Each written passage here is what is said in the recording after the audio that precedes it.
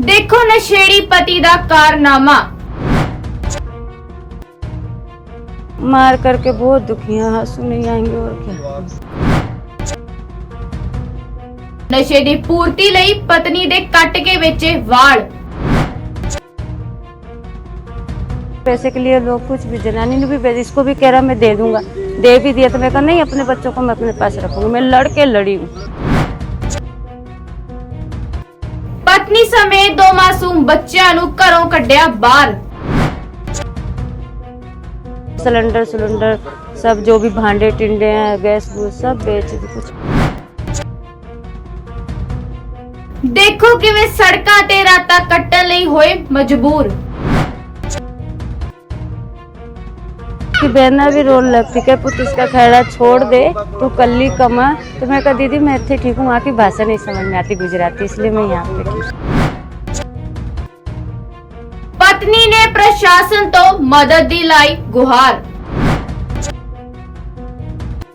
क्यों ये किराया नहीं दे पा रहा था, नशे करता था, सबने अपना समझ के देवरी है, सब लोगों ने शरण दी। सत श्री अकाल, ਤੁਸੀਂ ਦੇਖ ਰਹੇ ਹੋ ਸ਼ਬਦਾਂ ਦੀ ਤਾਕਤ ਦਾ ਐਵਨ ਮੀਡੀਆ। ਮੈਂ ਬਿਆਨ। ਬਠਿੰਡਾ ਤੋਂ ਇੱਕ ਅਜਿਹੀ ਘਟਨਾ ਸਾਹਮਣੇ ਆਈ ਹੈ ਜਿਸ ਨੂੰ ਵੇਖ ਕੇ ਤੁਸੀਂ ਵੀ ਹੈਰਾਨ ਰਹਿ ਜਾਓਗੇ। ਜਿੱਥੇ ਪਤੀ ਪਤਨੀ ਦੇ ਰਿਸ਼ਤੇ ਨੂੰ ਪਵਿੱਤਰ ਮੰਨਿਆ ਜਾਂਦਾ ਹੈ, ਉੱਥੇ ਹੀ ਇੱਕ ਪਤੀ ਨੇ ਆਪਣੇ ਨਸ਼ੇ ਦੀ ਪੂਰਤੀ ਲਈ ਆਪਣੀ ਹੀ ਪਤਨੀ ਦੇ ਵਾਲ ਵੇਚ ਦਿੱਤੇ, ਉਸ ਨਾਲ ਕੁੱਟਮਾਰ ਕੀਤੀ ਤੇ ਉਸ ਨੂੰ ਘਰੋਂ ਬਾਹਰ ਕੱਢ ਦਿੱਤਾ। ਇੰਨਾ ਹੀ ਨਹੀਂ, ਉਸਨੇ ਆਪਣੇ ਦੋ ਮਾਸੂਮ ਬੱਚਿਆਂ ਨੂੰ ਵੀ ਘਰੋਂ ਬਾਹਰ ਕੱਢ ਦਿੱਤਾ। ਤੁਸੀਂ ਤਸਵੀਰਾਂ 'ਚ ਵੇਖ ਸਕਦੇ ਹੋ ਕਿ ਕਿਸ ਤਰੀਕੇ ਦੇ ਨਾਲ ਔਰਤ ਤੇ ਉਸਦੇ ਜੋ ਬੱਚੇ ਨੇ ਕਿਸ ਤਰੀਕੇ ਦੇ ਨਾਲ ਸੜਕਾਂ ਤੇ ਰਾਤਾਂ ਕੱਟਣ ਲਈ ਮਜਬੂਰ ਹੋ ਗਏ ਨੇ, ਦਰ-ਦਰ ਦੀਆਂ ਠੋਕਰਾਂ ਖਾ ਰਹੇ ਨੇ। ਇੱਥੇ ਸਵਾਲ ਉੱਠਦੇ ਨੇ ਕਿ ਨਸ਼ਾ ਇੰਨਾ ਜ਼ਰੂਰੀ ਹੋ ਗਿਆ ਹੈ ਕਿ ਤੁਸੀਂ ਆਪਣੇ ਇੰਨੇ ਗਹਿਰੇ ਰਿਸ਼ਤਿਆਂ ਨੂੰ ਇਸ ਤਰੀਕੇ ਦੇ ਨਾਲ ਠੁਕਰਾ ਦਿੰਦੇ ਹੋ। ਕਿਵੇਂ ਇੱਕ ਪਤੀ ਆਪਣੀ ਹੀ ਪਤਨੀ ਤੇ ਇੱਕ ਪਿਤਾ ਆਪਣੇ ਹੀ ਬੱਚਿਆਂ ਨੂੰ ਘਰੋਂ ਬੇਘਰ ਕਰ ਸਕਦਾ ਹੈ। ਇੱਥੇ ਪਤਨੀ ਦਾ ਕਹਿਣਾ ਹੈ ਕਿ ਜਦੋਂ ਉਸਦੇ ਪਤੀ ਦੀ ਨਸ਼ੇ ਦੀ ਪੂਰਤੀ ਨਹੀਂ ਹੋਈ ਤਾਂ ਉਸਨੇ ਉਸਦੇ ਵਾਲ ਕੱਟ ਦਿੱਤੇ ਤੇ ਵੇਚ ਦਿੱਤੇ, ਉਸ ਨਾਲ ਕੁੱਟਮਾਰ ਕੀਤੀ, ਬਦਸਲੂਕੀ ਕੀਤੀ ਤੇ ਉਸਨੂੰ ਉਸਦੇ ਦੋ ਮਾਸੂਮ ਬੱਚਿਆਂ ਦੇ ਨਾਲ ਘਰੋਂ ਬਾਹਰ ਕੱਢ ਦਿੱਤਾ। ਕਿ ਨਸ਼ੇ ਦੀ ਪੂਰਤੀ ਦੇ ਲਈ ਆਪਣਾ ਹੀ ਘਰ ਉਜਾੜ ਦੇਣਾ ਸਹੀ ਹੈ? ਜਿੱਥੇ ਪੰਜਾਬ ਸਰਕਾਰ ਯੁੱਧ ਨਸ਼ਾ ਵਿਰੁੱਧ ਵਰਗੀਆਂ ਮੁਹਿੰਮਾਂ ਚਲਾ ਰਹੀ ਹੈ, ਪੰਜਾਬ 'ਚ ਨਸ਼ਾ ਖਤਮ ਕਰਨ ਦੀਆਂ ਕੋਸ਼ਿਸ਼ਾਂ ਕਰ ਰਹੀ ਹੈ, ਉੱਥੇ ਹੀ ਅਜਿਹੀਆਂ ਘਟਨਾਵਾਂ ਵਾਪਰ ਰਹੀਆਂ ਨੇ। ਆਏ ਦਿਨ ਖਬਰਾਂ ਸਾਹਮਣੇ ਆਉਂਦੀਆਂ ਨੇ ਜਿੱਥੇ ਨੌਜਵਾਨ ਨਸ਼ੇ ਕਾਰਨ ਆਪਣਾ ਭਵਿੱਖ ਖਰਾਬ ਕਰ ਰਹੇ ਨੇ, ਆਪਣਾ ਘਰ ਉਜਾੜ ਦਿੰਦੇ ਨੇ। ਉੱਥੇ ਇੱਕ ਅਜਿਹੀ ਹੈਰਾਨ ਕਰਨ ਵਾਲੀ ਘਟਨਾ ਸਾਹਮਣੇ ਆ ਰਹੀ ਹੈ ਜਿੱਥੇ ਇੱਕ ਪਤੀ ਹੀ ਆਪਣੇ ਬੱਚਿਆਂ ਨੂੰ, ਆਪਣੀ ਪਤਨੀ ਨੂੰ ਘਰੋਂ ਬਾਹਰ ਕੱਢ ਦਿੰਦਾ ਹੈ, ਸਿਰਫ ਆਪਣੇ ਨਸ਼ੇ ਦੀ ਪੂਰਤੀ ਦੇ ਲਈ ਉਸਦੇ ਵਾਲ ਕੱਟ ਦਿੰਦਾ ਹੈ। ਇਸ ਤਰੀਕੇ ਦੀ ਜੋ ਬਦਸਲੂਕੀ ਹੈ ਉਸਦੇ ਪਤੀ ਦੁਆਰਾ ਉਸਦੇ ਨਾਲ ਕੀਤੀ ਜਾਂਦੀ ਹੈ ਤੇ ਉਸ ਨੂੰ ਤੇ ਉਸਦੇ ਬੱਚਿਆਂ ਨੂੰ ਦਰ-ਦਰ ਦੀਆਂ ਠੋਕਰਾਂ ਖਾਣ ਦੇ ਲਈ ਛੱਡ ਦਿੱਤਾ ਜਾਂਦਾ ਹੈ। ਕਰੀਬ 15 ਦਿਨ ਤੋਂ ਜੋ ਔਰਤ ਹੈ ਆਪਣੇ ਮਾਸੂਮ ਬੱਚਿਆਂ ਦੇ ਨਾਲ ਸੜਕਾਂ ਤੇ ਰਾਤਾਂ ਕੱਟ ਰਹੀ ਹੈ। ਪੁਲਿਸ ਵੱਲੋਂ ਮੌਕੇ ਤੇ ਪਹੁੰਚ ਕੇ ਮਾਮਲੇ ਦੀ ਜਾਂਚ ਕੀਤੀ ਜਾ ਰਹੀ ਹੈ। ਪੁਲਿਸ ਅਧਿਕਾਰੀ ਅਨੁਸਾਰ ਔਰਤ ਨੂੰ ਉਸਦੇ ਪਤੀ ਵੱਲੋਂ ਕੁੱਟਿਆ ਮਾਰਿਆ ਜਾਂਦਾ ਹੈ ਤੇ ਉਸਦਾ ਪਤੀ ਨਸ਼ੇ ਦੀ ਪੂਰਤੀ ਦੇ ਲਈ ਉਸਦੇ ਵਾਲ ਕੱਟ ਕੇ ਵੇਚ ਦਿੰਦਾ ਹੈ। ਉਸ ਤੋਂ ਬਾਅਦ ਉਹਨਾਂ ਨੂੰ ਘਰੋਂ ਬਾਹਰ ਕੱਢ ਦਿੰਦਾ ਹੈ। ਹਾਲਾਂਕਿ ਪੁਲਿਸ ਅਧਿਕਾਰੀ ਦਾ ਕਹਿਣਾ ਹੈ ਕਿ ਅਸਲ ਸੱਚਾਈ ਜਾਂਚ ਤੋਂ ਬਾਅਦ ਹੀ ਸਾਹਮਣੇ ਆਏਗੀ। ਤੁਸੀਂ ਇਸ ਮਾਮਲੇ ਬਾਰੇ ਕੀ ਕਹਿਣਾ ਚਾਹੋਗੇ? ਕਮੈਂਟਾਂ 'ਚ ਆਪਣੀ رائے ਜ਼ਰੂਰ ਦੱਸਿਓ। ਹਾਂਜੀ, ਕੀ ਨਾ ਤੁਹਾਡਾ? मानवी ਮਤਲਬ ਕਿਸ ਤਰ੍ਹਾਂ ਹੋ ਗਏ ਹਾਲਾਤ? ਸੜਕਾਂ ਤੇ ਬੈਠ ਕੇ ਬੱਚੇ ਨਾਲ ਨੇ, ਹਾਲਾਤ ਕੀ ਹੈ? बस ठीक ही है। मैं इनको दिन भर छोड़ जाती हूँ, स्कूल नहीं जा पा रहे क्यों बैग, मैं अपना काम करने जाती हूँ 2-3 जगह। हाँ। तो बस आई गुजारा हो जाता है, शाम को आके रोटी खा के सुला देती, ले भी आती, कई बार नहीं बना पाती। आंखों में आंसू नजर आ रहे हैं, क्या करते हैं ओ पति बस आपके? मैं मार करके बहुत दुखी हूँ, आंसू नहीं आएंगे और क्या।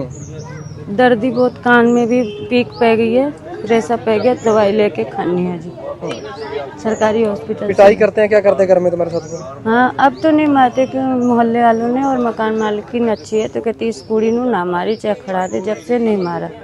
भगवान का नाम लेके मैं तो कहाँ के रहने वाले हैं आप? हम यूपी कानपुर धाने मऊ फतेहपुर बिंदकी जिला जोनिया सिर के थाना। बाल तक काट दिए, लोग कहते हैं कि बाल उन्हें बेच दिए, क्या है? बस रब जानता भी। किसने काटे बाल? इसके डैडी ने काटे। क्यों काटे? ये तो नहीं मालूम, ये तो रब जानता है, ये तो वही बताऊंगा जब मिलूंगा, अपन को नहीं पता।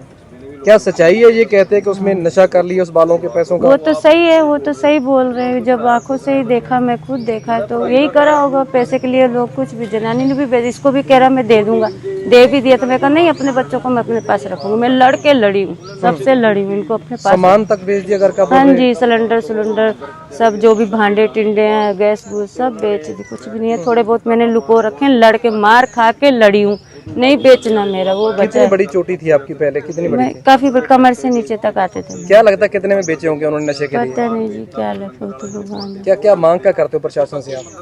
बस बच्चों को छत मेरे चाहिए और राशन पानी, स्कूल जाने लग जाए, और मेरे को कोई दिक्कत नहीं। मंदिर तो कहीं भी है, मत्था। ससुराल में घर में कौन कौन थे आपके? ससुराल में हम तो 3 बहना ब्याही हुई हैं। नहीं तो ससुराल में इधर बठिंडा में? बट हाँ, वहीं की गल करी। 3 नंदे हैं, तो एक बड़ोदरा है बड्डी, एक जोधपुर है, बिचारली, और छोटी अहमदाबाद है। तो मम्मी उत्थे ही है, और मैं यहाँ पे पापा जी बाबा जी के साथ, और इसकी ताई ज्योति बा के साथ, और पापा जी, हम चारों, इसका देवर है चाचा रोहित। सास किधर गई आपकी? सास नहीं नजर आ रही? वो तो गए साल उनको भी घर से निकाल अहमदाबाद। दिया? मैं जाके आई हूँ, बस इन लोगों ने मार के निकाला था। वो आश्रम में बैठे, मैंने पता ले गई थी। में आंखों में आज भी रोना आ जाता उस बात को याद मैं करके? जाके आई, घर से निकाला था जब रोना आ गया था? पर उत्थे मैंने सेट नहीं आया। उत्थे ठीक है मम्मा, उत्थे बढ़िया। जब पिटाई करते थे रोना आ जाता आंखों में? वो तो उसकी बहना भी रोने लगती है, पुत इसका खैरा छोड़ दे, तू कल्ली कमा। तो मैं कहा दीदी मैं इतने ठीक हूँ, वहाँ की भाषा नहीं समझ में आती गुजराती, इसलिए मैं यहाँ पे ठीक हूँ। अब कितने दिन हो गए यहाँ पे सड़क के ऊपर आप रात मैं गुजार तो रहे हैं? यहाँ 15 दिन, ज्यादा दिन नहीं है, बाकी अंदर ही रहती थी। मेरे पानी यहाँ से भलिया भाई के पास, सबने अपना ही समझ के रखा कि भाभी हमारे घर, क्योंकि किराया नहीं दे पा रहा था, नशे करता, तो सबने अपना समझ के देवरी है, सब लोगों ने समझ दी, माँ बहनों ने सबने खाना पीना जो जिससे होया दिया।